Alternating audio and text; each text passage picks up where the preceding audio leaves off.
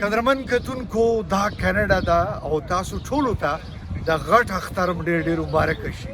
قدرمن کتونکو په دلته کاناډا کې میسساګا مسجد الفاروق لکه کوم جومات دی د هغې نوم دی مسجد الفاروق. زه دلته مې اوس د اختر لمونځ وکړو او دلته په جومات کې د دنیا خلکو او د دنیا د مختلف ځایونو نه خلک راغلي او دلته دننه لمونځ وکړو.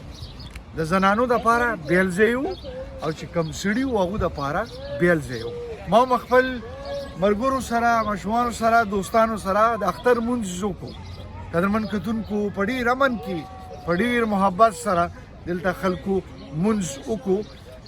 ما یوه خبره نوټ وکړه، که مشرق وي او که مغرب وي، مسلمان او بیا پښتانه او بیا پاکستانیان چې هر ځای کې وي د هغو په منځ کې هغه مینه محبت او د یو بل سره تړون ورورولي هر وخت وي. نو زما دا د اختر د وطن نه بهر د کلي نه بهر او لومبي ځل زما خیال دی چې د خپل د ځمکې او د خاورې نه بهر دی. نو تاسو ټولو ته دا لوی اخترم ډېر ډېر ډېر مبارک شي. ښاد اوسئ، آباد اوسئ، بریالی اوسئ.